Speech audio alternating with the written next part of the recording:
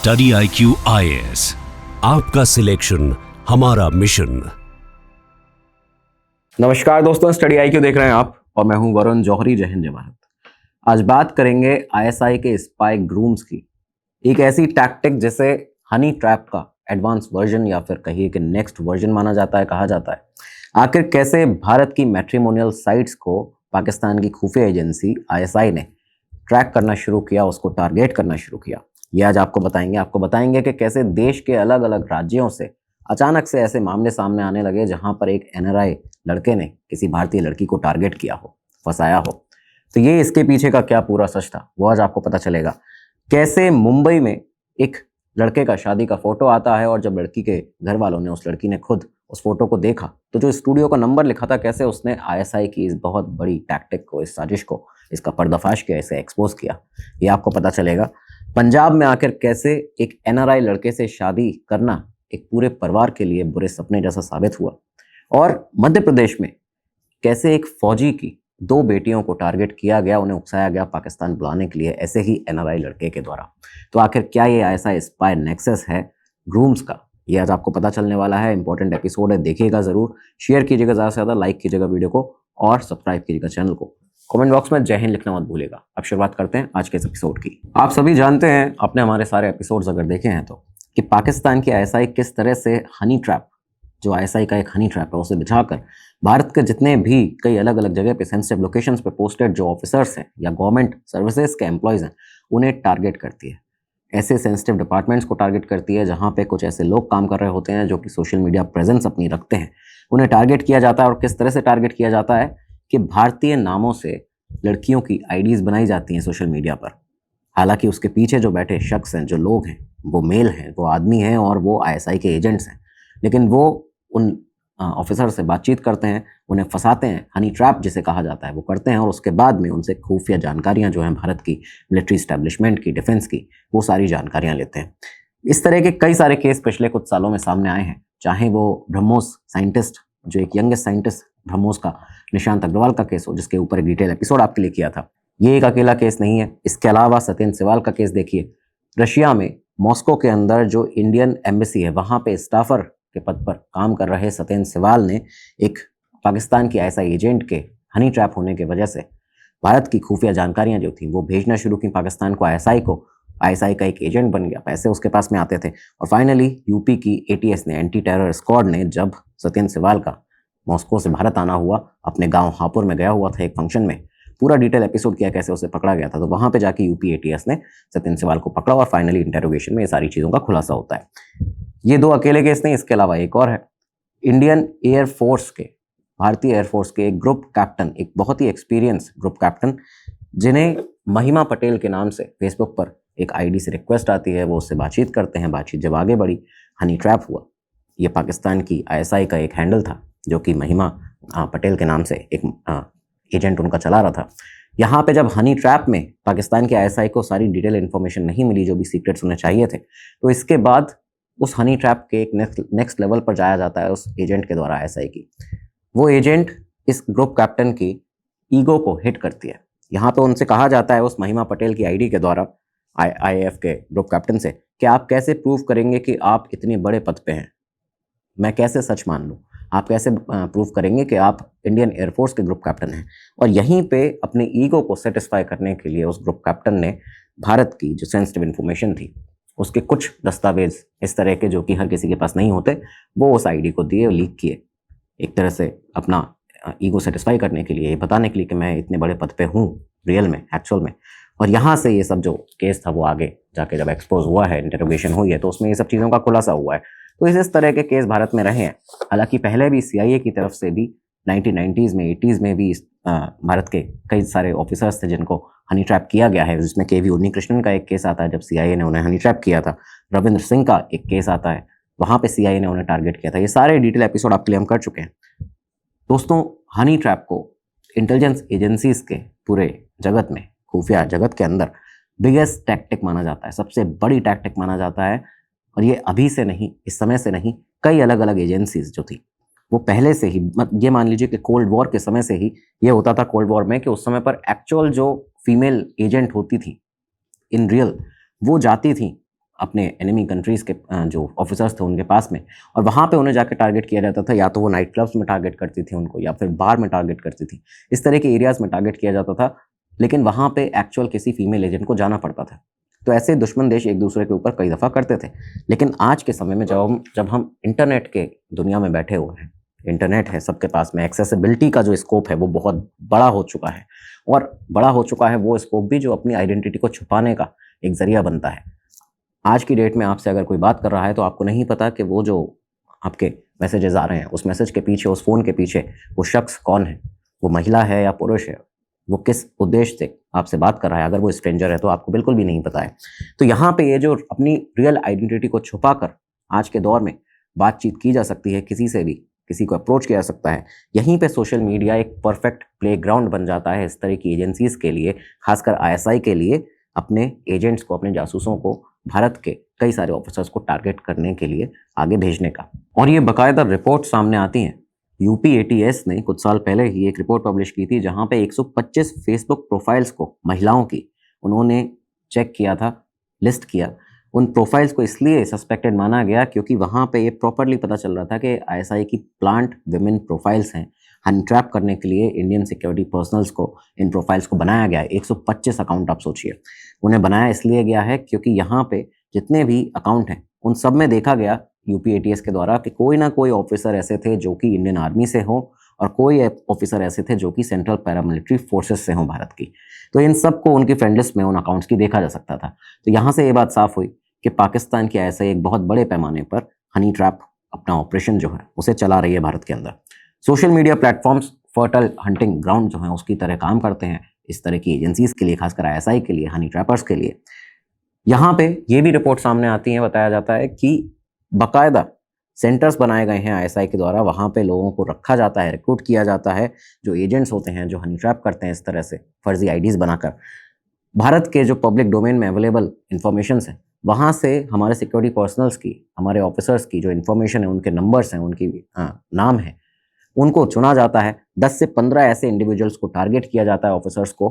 अपने एजेंट को ऐसा ये सारे टारगेट्स बताती है। उसके बाद में असाइन किस तरह से किया जाता है उन एजेंट्स को, ये टारगेट उनके एजुकेशनल बैकग्राउंड को देखकर और उनकी नॉलेज कैपेसिटीज़ को देखकर, कंपैटिबिलिटी को देखकर कि वो कितने फैमिलियर होके किसी से बात कर सकते हैं, कितना उनका एक सोशल मीडिया प्रेजेंस उस तरह का है कि वो अपनी तरफ आकर्षित कर सकते हैं या नहीं। तो ये सारी चीज़ें देखने के बाद में आईएसआई इस तरह से हमारे सिक्योरिटी पर्सनल्स को टारगेट करती हुई अभी तक आई है। लेकिन अब आपको बताएंगे कि आखिर कैसे आईएसआई ने अपना ये जो हनी ट्रैप का रोल है इसे रिवर्स भी किया है। यहाँ पे अब एनआरआई ग्रूम्स को, यानी कि लड़कों को, ऐसे लड़के जो कि जिन्हें एनआरआई दिखाया जाता है शादी के लिए, भारत में जो लड़कियाँ, जिनके घर वाले चाहते हैं कि उनकी जो लड़कियाँ हैं वो किसी एनआरआई से शादी करें, उन लड़कियों को भारत के अंदर टारगेट किया जाता है। और न सिर्फ टारगेट किया जाता है बल्कि ये जो एनआरआई ग्रूम्स हैं या फिर स्पाई ग्रूम्स हैं पाकिस्तान के आईएसआई के, ये प्रॉपरली भारत में दाखिल भी होते हैं, यहाँ पे आके अपनी डॉक्यूमेंट बनवाते हैं भारत के, और उसके बाद यहाँ अलग अलग आतंकी गतिविधियों में शिफ्ट होते हैं। ऐसे कई सारे केसेस कई अलग अलग राज्यों से भारत के सामने आने लगे। इसकी शुरुआत एक तरह से देखी जाती है साल 2000 का जो दशक रहा, शुरुआती दशक, उस दौरान से। बताते हैं कि उस समय पंजाब में एनआरआई ग्रूम्स का जो क्रेज़ था वो अपने पीक पर था, चरम पर था। कई सारे घरों में ऐसी जो लोग थे जो चाहते थे कि उनकी लड़कियों की शादी एनआरआई से हो, कनाडा से लड़के हों, यूरोप से हों, मिडिल ईस्ट से हों, और कोई भी अगर फॉरेन पासपोर्ट का लड़का है तो उसको आगे रखा जाता था शादी के लिए। यहीं से आईएसआई ने इसी सोशल साइकोलॉजी का फ़ायदा उठाया और यहाँ से अपना एक नया मॉडल बनाया कि हनी ट्रैप तो हम कर ही रहे हैं, लेकिन यहाँ पे अब हम स्पाई ग्रूम्स को रेडी करेंगे। इस तरह के स्पाई ग्रूम्स जो ऐसे लड़के होंगे जो भारतीय लड़कियों को टारगेट करेंगे शादी करने के लिए। एनआरआई दिखाकर भारत में भेजा जाता है इन लड़कों को। ये आईएसआई के एजेंट्स हुआ करते थे, ये उन लड़कियों से बातचीत करते, यहाँ पे उनसे आके शादी करते और उसके बाद में अपने जो डॉक्यूमेंट्स हैं भारत के वो बनवा कर आगे उन्हें एसोसिएट्स को, अपने जो अलग अलग उनके टेरर ऑर्गेनाइजेशंस हैं उनके पास भेजते। तो ये सारा नेटवर्क सामने आया है। पहला केस एक तरह से अगर देखा जाए तो साल 2010 अगस्त, पंजाब पुलिस को पहली बार एहसास हुआ कि आईएसआई का एक नया प्लान यहाँ पे चल रहा है। साल 2010 में दरअसल जालंधर पुलिस ने मोहम्मद आलम नाम के एक आदमी को अरेस्ट किया। अब ये जो मोहम्मद आलम था, इसको देखा जाए तो ये एक पानी पूरी बेचने वाला शख्स, जालंधर में एक ट्रैफिक सिग्नल के पास में, ट्रैफिक इंटरसेक्शन के पास में खड़े होकर पानी पूरी का ठेला लगाता था। यहाँ पे लड़का ही था कम उम्र का, यहाँ पे खड़ा होता था। लेकिन जालंधर पुलिस को इसके मूवमेंट सस्पिशियस लगे। यहाँ पे जब मोहम्मद आलम को गिरफ्तार किया गया, उससे इंटेरोगेशन की गई अचानक से, तब उसने बताया कि वो पाकिस्तान से आया हुआ एक आदमी है, पाकिस्तान का एक एजेंट है। यहाँ उसे भेजा गया पंजाब में लड़कियों से दोस्ती करने के लिए और उसके बाद दोस्ती को शादी तक ले जाने के लिए, जिससे कि वो इंडियन डॉक्यूमेंट्स को हासिल कर पाए। इस चीज़ की उसे यहाँ पे आईएसआई ने ट्रेनिंग दी थी। ये जब खुलासा हुआ, बहुत हेडलाइंस बनी, सन्न रह गया पूरा देश, क्योंकि इस तरह का एक केस पहली बार सामने निकल कर आया। इन्वेस्टिगेशन रिपोर्ट्स के मुताबिक आलम जैसे लोग जो थे, इनका मिशन था लोकल लड़कियों को यहाँ पे ट्रैप करके इंडियन आईडी बनवाना, इंडियन डॉक्यूमेंट्स बनवाना, उसके बाद उसे बाकी जासूसी एक्टिविटीज़ के लिए मिसयूज़ करना, टेरर एक्टिविटीज़ में उसका यूज़ करना। और खुद यहाँ चाहे वो मूव करें या ना करें, शादी करने के बाद में एक पाकिस्तानी एजेंट जो भारत में आके रहने लगे शादी करके, चाहे वो खुद यहाँ से वहाँ उन एक्टिविटीज़ के लिए जाए या ना जाए अपने डॉक्यूमेंट पे, वो उन डॉक्यूमेंट की वजह से बाकी अपने आए हुए पाकिस्तान से जो आतंकी हैं उन्हें फैसिलिटेट करे, उन्हें आगे भेजे, उनका एक नेटवर्क जो है उसको बिल्ड करें। तो ये सारी चीज़ें थी। 2010 में एक केस सामने आया। इसी साल 2010 में पंजाब के फिरोजपुर का भी एक केस सामने आता है। एक 24 साल का लड़का जिसका नाम था रजौला, रजौला को पकड़ा जाता है। 3 लड़कियों को कम से कम उसने यहाँ पे इसी एक वक्त में शादी के लिए राजी कर लिया था। रजौला के बारे में बताते हैं कि उसने एक वक्त में 3 लड़कियों को फंसाया। हाउसिंग बोर्ड कॉलोनी फिरोजपुर में उसने एक छोटा सा अपना कैटरिंग बिजनेस स्टार्ट किया था।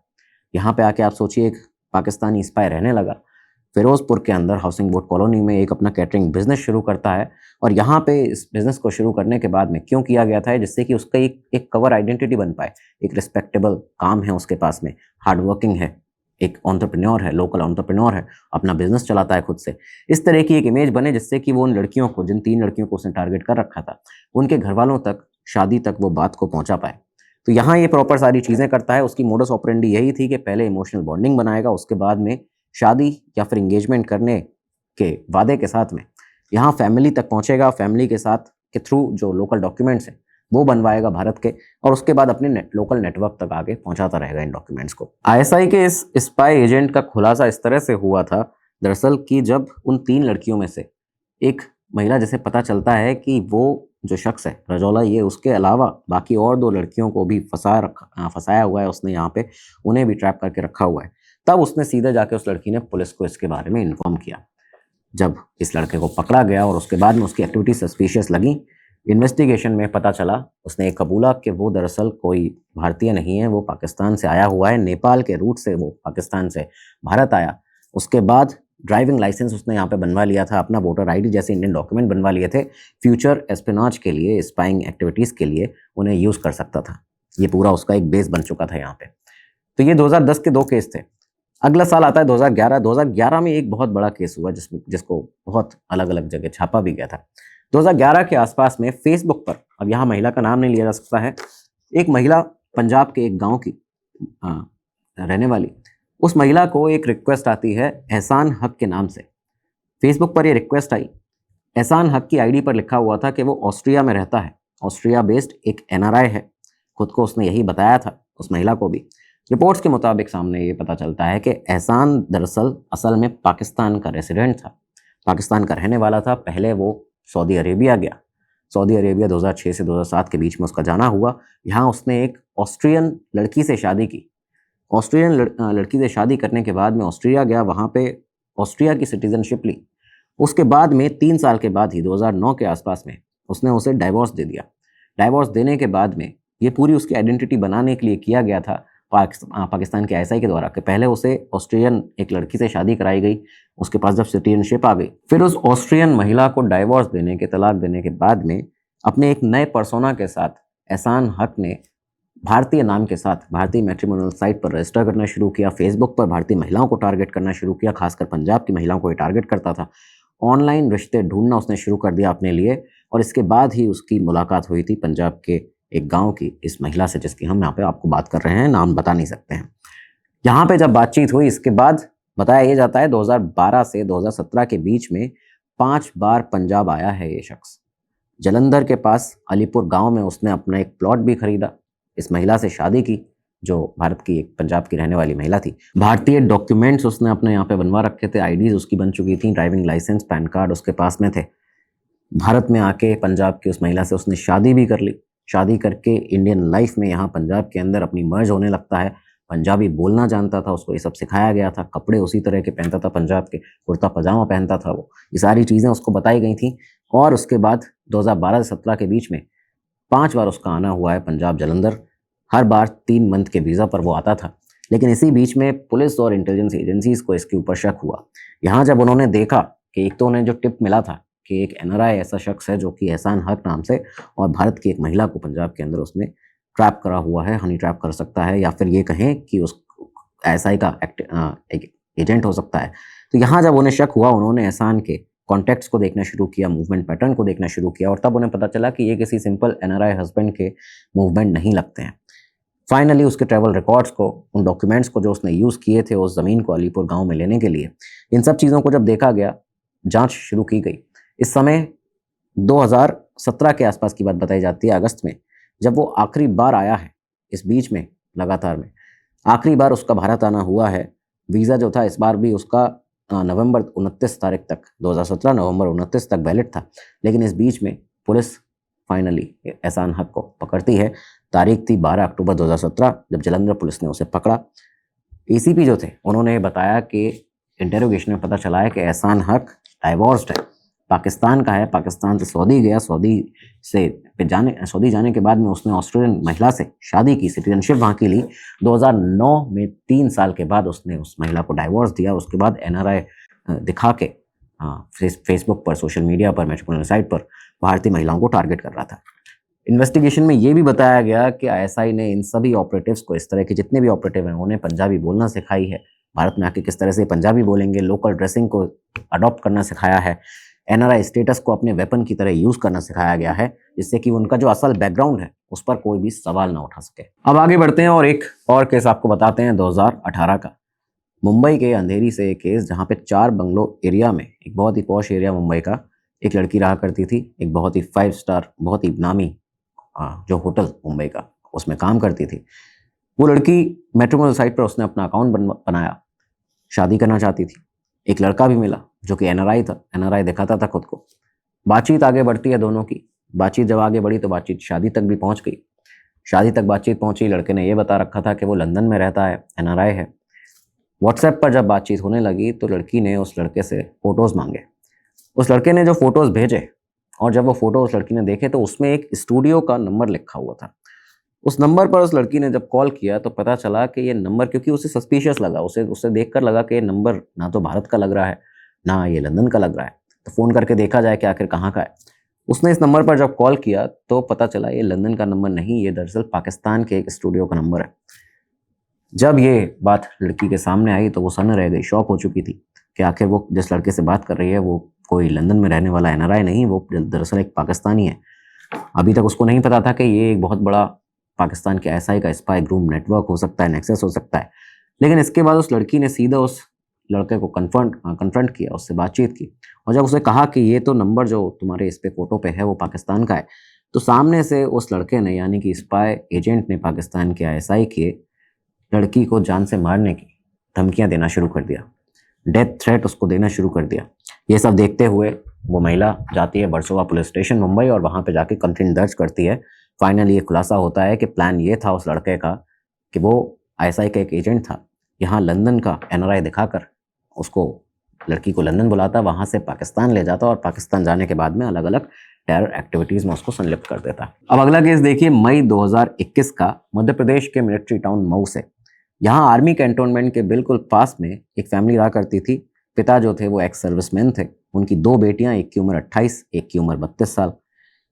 दोनों का एक भारत की पॉपुलर मैट्रिमोनियल वेबसाइट के ऊपर पिता ने अकाउंट बनवाया और उसमें साफ तौर पर यह लिखा गया था कि आर्मी बैकग्राउंड से होना चाहिए लड़का, हमें लड़का आर्मी बैकग्राउंड का चाहिए।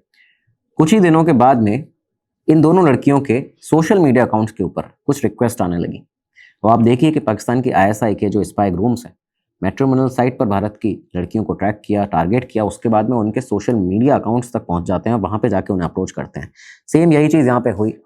सोशल मीडिया पर उन लड़कियों से कुछ लड़कों ने बातचीत करना शुरू की, रिक्वेस्ट आनी शुरू हुई। उसमें से एक शख्स ऐसा जिसने खुद इन लड़कियों में से एक को बताया कि वो पाकिस्तान आर्मी ऑफिसर है और ये कहा कि मैं शादी करने के बाद में भारत शिफ्ट होने के लिए राज़ी हूँ, तैयार हूँ, मैं वादा करता हूँ कि मैं आपसे शादी करने के बाद भारत आ जाऊँगा। यहाँ उसने इस बीच में जब ये बातचीत इन लोगों की आगे बढ़ी तो उस लड़की ने बताया कि मेरी बहन की भी जो शादी है वो भी होनी है और मैट्रिमोनियल साइट पर उसका भी अकाउंट है। तो यहाँ उस आदमी ने 2 और लड़कों से जो पाकिस्तानी थे उनसे मिलवाया और कहा, उनमें से एक को इंट्रोड्यूस किया था कि ये पाकिस्तान आर्मी में एक ऑफिसर हैं और दूसरे एक नेवल ऑफिसर हैं। ये क्लेम किया गया। इन सब की बातचीत शुरू हुई, वीडियो कॉल, चैट्स, सारी चीज़ें यहाँ पे सामने आती हैं। करीबन रिपोर्ट्स में बताया जाता है 1500 से 2000 तक चैट मैसेजेस मिले हुए हैं। यहाँ तक कि ये जो प्रॉमिस हुआ था कि मैं जॉब छोड़ दूंगा और भारत आ जाऊंगा सेटल होने के लिए, ये भी यहाँ पे मैसेज मिलता है। इन्वेस्टिगेशन सारी हुई, लेकिन खुफिया एजेंसीज की नज़र इस पर कैसे पड़ी थी आपको बताएं। जब उन्होंने देखे ये नाम के ये जो शख्स जिनके नामों से बातचीत हो रही है, ये तीनों के तीनों जो लड़के हैं, यहाँ ये पहले भी हनी ट्रैप के जो ऐसे केसेस थे या ये कहें कि जो स्पाई ग्रूम्स के केसेस थे उसमें यही अकाउंट यूज़ किए गए थे पाकिस्तान के आईएसआई के द्वारा। इंटेलिजेंस एजेंसीज ने जब इन्हें ट्रैक इन किया, जीरोड इन किया, तब सामने आया कि ये आईएसआई के वही अकाउंट हैं जिन्हें पहले भी भारत की कई सारी ऐसी फीमेल्स हैं, लड़कियां हैं जिनको टारगेट करने के लिए यूज़ किया गया है। फाइनली यहाँ पे 24 मई 2021 को इन दोनों ही बहनों को मध्य प्रदेश के मऊ से डिटेन किया जाता है। उनसे इन्वेस्टिगेशन की जाती है। फ़ोन्स जब उनके देखे गए तो उसमें से पाकिस्तान के कॉल्स, पाकिस्तानी नंबर से कॉल्स और मैसेजेस मिले। सीडीआर रिपोर्ट जो थी वो काफ़ी शॉकिंग थी क्योंकि कई सारे जो डाटा था, हिस्ट्री थी, वो डिलीट की गई थी। दोनों बहनें, ये भी पता चलता है कि इस्लामाबाद जाने के लिए भी राज़ी हो गई थी। आप देखिए किस तरह से इनका ब्रेन वॉश किया होगा। यहाँ पे जो कॉलिंग होती थी, कई बार VoIP कॉल्स होते थे, मल्टीपल सिम कार्ड थे, सब कुछ सस्पिशियस लग रहा था। इन्वेस्टिगेटर्स जो थे वहाँ पे उनका भी स्टेटमेंट आया कि अगर ये शादी की ही सिर्फ बात चल रही थी तो फिर ये सब क्या है जो डेटा डिलीट किया गया है। अगर यहाँ से इंटेंशन सिर्फ शादी का था मऊ की इन लड़कियों का, ये माना जा सकता है, लेकिन सामने से क्या इंटेंशन था वो संदिग्ध है। और ये जो अकाउंट्स हैं वो पहले भी इसी तरह से पाकिस्तान की आईएसआई यूज़ कर चुकी है। ये सारी चीज़ें सामने आई। दूसरा ये भी एक इसमें एंगल सामने आया कि ये जो महिलाएं थी आर्मी कैंटोनमेंट मऊ के बिल्कुल पास में रहती थी। आर्मी जो कॉलेज है मऊ का, वहाँ तक उनका एक्सेस था, उनके फादर का एक्सेस था क्योंकि फादर एक्स सर्विसमैन रहे थे, तो इस वजह से वो वहाँ पे उस कॉलेज में जा सकती थी, वहाँ पे आर्मी कैंटोनमेंट एरिया में घूम सकती थी। तो पॉइंट ये आया सामने कि सवाल भी कई सारे खड़े हुए कि क्या इस बीच में इन लोगों ने कोई भी लाइव फुटेजेस जो हैं, वीडियोज़ जो हैं वो भेजे हैं इन आईएसआई के एजेंट्स को, या फिर डिवाइस इंस्टॉलेशन के जो फोटोज़ हैं वो सारी चीज़ें भेजी गई हैं। तो कई सारी ऐसी बातें थी जो इसमें जो जांच का विषय बनी आगे, और ये केस आगे तक चला। तो इस तरह के कई सारे केसेस सामने आए हुए हैं। आईएसआई के एजेंट्स को क्लियर इंस्ट्रक्शन दिया जाता है कि इंडियन मैट्रिमोनियल साइट पर ऐसी महिलाओं को भी आपको भारत की टारगेट करना है जो कि आर्मी बैकग्राउंड से हों या फिर जिनको चाहिए हो कि वो आर्मी बैकग्राउंड का ही लड़का उन्हें मिले। तो ये सारी चीज़ें सामने आती हैं। ये स्पाई ग्रूम टैक्टिक जो है वो एक तरह से हनी ट्रैप का आप देख सकते हैं एक अपग्रेड वर्जन बनकर सामने आ रहा है, और लगातार ये कई सारे ऐसे केसेस सामने आए हैं। तो आप देखिए रिसेंट के कुछ समय में ये जो हनी ट्रैप के केसेस हैं, ऑपरेशन सिंदूर के खासकर बाद में कई सारे केसेस हमारी इंटेलिजेंस एजेंसीज ने एक्सपोज किए हैं। लेकिन ये सिर्फ ऑपरेशन सिंदूर के बाद में नहीं, इसके पहले भी काफ़ी सारे ऐसे केसेस जो लगातार चलते आ रहे हैं। इसमें स्पाई ग्रूम का ये जो एंगल जो आज हमने आपको बताया, ये भी बहुत इंपॉर्टेंट एंगल जिसको एक्सपोज किया गया भारत की खुफिया एजेंसीज के द्वारा। इसके बाद हनी ट्रैप के केसेस बहुत ज़्यादा बढ़ते हुए भी दिखाई दिए। कई सारे ऐसे केसेस जहां पे डिफेंस पर्सनल्स को भारत के पाकिस्तान की आईएसआई के द्वारा प्लांट किए हुए ये जो विमेन हैंडल्स होते हैं, जो सोशल मीडिया पे अकाउंट बना दिए जाते हैं फर्जी महिलाओं के, इंडियन लड़कियों के नाम से, इनसे हमारे कई सारे ऐसे जो ऑफिसर्स हैं उनको टारगेट किया गया है। मई 2022 का केस देखिए, राजस्थान पुलिस ने प्रदीप कुमार नाम के एक इंडियन आर्मी के सोल्जर को, जवान को अरेस्ट किया। जोधपुर में एक बहुत ही सेंसिटिव रेजिमेंट के अंदर पोस्टेड था ये शख्स। इसे अरेस्ट किया गया क्योंकि पाकिस्तानी महिला एक एजेंट ऐसी जिसने इसको हनी ट्रैप कर लिया था और भारतीय मिलिट्री एस्टेब्लिशमेंट की कई सारी खुफिया जानकारियां प्रदीप कुमार ने उसे भेजी। फेसबुक पर यह महिला प्रदीप कुमार को मिली थी एक हिंदू लड़की के नाम से। मध्य प्रदेश के ग्वालियर का रहने वाला इस लड़की ने खुद को बताया था। बैंगलोर में कॉर्पोरेट एम्प्लॉय की तरह काम कर रही है, ये बताया था अपने बारे में। और इसके बाद में जब बातचीत आगे बढ़ी तो इसका जो प्रदीप कुमार था, एक सैनिक था भारतीय सेना का, उसका ट्रस्ट जीतती है, शादी का वादा करती है। और यही सब वादों के चलते प्रदीप कुमार ने मिलिट्री डॉक्यूमेंट कई सारे ऐसे थे जो कि लगातार उस लड़की को भेजे हैं। ये सारी रिपोर्ट आगे सामने आती है। अक्टूबर 2025 में ऑपरेशन सिंदूर के बाद में जो लगातार हंट किया जा रहा था इस तरह के आईएसआई स्पाइस का, उसमें राजस्थान में इंटेलिजेंस एजेंसी ने अलवर डिस्ट्रिक्ट के गोविंदगढ़ से मंगत सिंह नाम के एक शख्स को पकड़ा एस्पिनाज के चार्जेस में।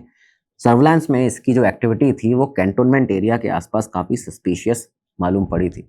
इस वजह से इसको ट्रैक किया गया था, उसको इसको पकड़ा गया। इन्वेस्टिगेशन जब की गई, इंटेरोगेशन मंगत सिंह से किया गया, तो पता चलता है कि मंगत सिंह दरअसल एक पाकिस्तानी फीमेल हैंडलर जो है उसके कांटेक्ट में है। पूरी तरह से पहले से हनी ट्रैप किया गया, उसके बाद ये अब इसे कमांड देती थी, वो यहाँ पे जाके अपना काम करता था, आर्मी कैंटोनमेंट एरिया की फोटोज तस्वीरें निकाल के देता था। लेकिन ये जो महिला जो अब उसकी हैंडलर बन चुकी थी, पहले उससे मिली थी एक नॉर्मल महिला के नाम से, नाम था ईशा शर्मा। फेसबुक पर ऑनलाइन ये इसको मिली थी मंगत सिंह को, और उसके बाद में ईशा शर्मा के नाम को यूज़ करते हुए उसने इसे अपने एक हनी ट्रैप में फंसाया, पैसे देना शुरू किया, और उसके बाद में मंगत सिंह लगातार इसके लिए आईएसआई के लिए काम करना शुरू कर देता है। रिसेंट की इन्वेस्टिगेटिव रिपोर्ट्स को भी अगर आप देखें ऑपरेशन सिंदूर के बाद में, तो कई सारे ऐसे केस भी सामने आए जिसमें आईएसआई के कुछ ऐसे ऑपरेटिव्स या फिर वीज़ा ऑफिसर्स हैं या डिप्लोमेटिक स्टाफ है जो यहाँ पाकिस्तान एम्बेसी में पोस्टेड हैं, और उसके बाद में यहाँ पे जो भी इंडियन एप्लीकेंट जाते हैं, जो भी लोग उनके संपर्क में आते हैं, उन्हें टारगेट करते हैं सिम कार्ड्स भारत के लेने के लिए, यहाँ लोकल कॉन्टैक्ट्स बनाने के लिए, लॉजिस्टिक्स के लिए उन्हें यूज़ करने के लिए, और धीरे धीरे अपने एसेट में इन लोगों को कन्वर्ट कर लेते हैं। तो एक बहुत ही बड़े पैमाने पर ये सारा जो नेक्सस है वो चल रहा है। आप एक तरफ देखें हनी ट्रैपर्स आपको देखेंगे पाकिस्तान के आईएसआई के, दूसरी तरफ स्पाई ग्रूम्स हैं, तीसरी तरफ इस तरह के ऑफिसर्स हैं जो पाकिस्तानी एम्बेसीज में काम कर रहे हैं।